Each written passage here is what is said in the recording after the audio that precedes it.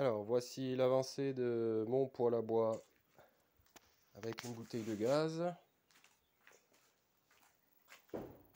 État d'avancement. Bon, alors du coup, ce que j'ai dû faire dans un premier temps, c'est que j'ai dû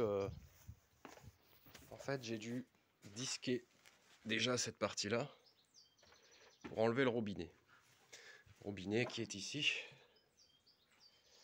Parce qu'en fait, ce robinet-là n'était pas un robinet comme sur les autres bouteilles de gaz qui pouvaient se dévisser avec la clé à molette. Donc j'avais essayé avec la clé à molette, mais ça n'a pas marché avec toutes les méthodes possibles. Alors j'ai disqué.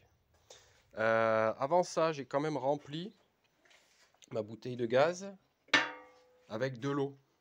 Ça a dû prendre une demi-heure par ce petit robinet-là pour pouvoir vider tout le gaz qui restait à l'intérieur. D'autant plus que c'est une grande bouteille et je peux vous dire qu'il en reste pas mal. Je vous déconseille de découper votre bouteille si vous n'avez pas fait, vous n'avez pas enlevé l'eau, le gaz qu'il y a dedans.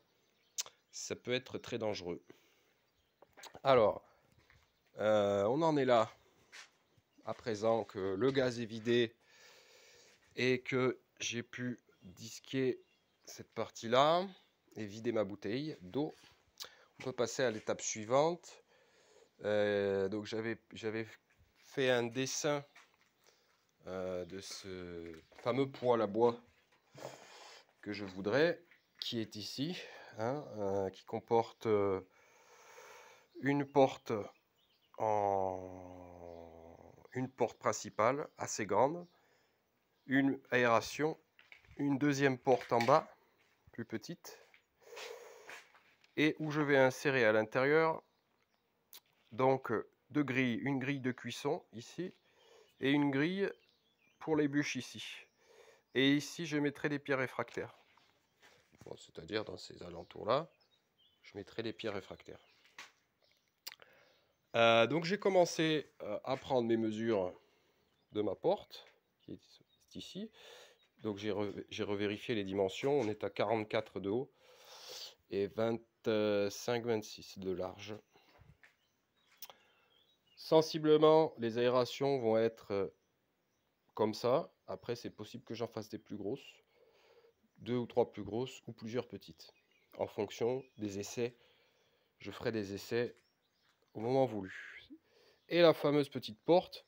Alors au début, je me suis pris la tête à vouloir faire un cendrier qui se retire de l'intérieur, mais au final, j'ai dit ça va me prendre la tête plus qu'autre chose. Donc je vais simplement faire une simple porte dans laquelle, lorsque la cendre s'accumule, je viendrai essuyer ou balayer à l'intérieur pour éviter de faire toutes sortes de soudures et de montage juste pour un cendrier. En fait, vu que c'est ma première bouteille de gaz et que je ne suis pas expert dans le bricolage de métal à la base, je veux quand même faire quelque chose de simple, mais quelque chose de propre quand même, quelque chose de simple mais efficace. Et donc ça, je les laisserai ainsi. Et je percerai un trou pour mettre le tuyau qui sortira directement par la chambre du haut. Et globalement, ma bouteille de gaz sera, mon poêle à bois sera terminé. Après, je rajouterai certainement des cordons d'étanchéité sur la porte, avec du joint d'étanchéité, certainement, ou mettre des bagues d'étanchéité tout autour de la porte. Et là, je fixerai une poignée principale qui soit capable de fixer la porte correctement pour éviter les problèmes d'étanchéité. Et pareil pour ici, une porte, une poignée pour éviter les problèmes d'étanchéité. Rien de bien compliqué, mais le métal c'est quand même assez long à travailler. Et il y a quand même du travail. J'aurai bientôt les scies à cloche. Pour l'instant, je m'occupe des découpes. Et voilà où on en est. Voilà les étapes de la création du poêle à bois avec une bouteille de gaz.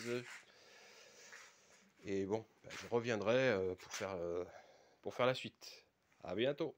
Merci.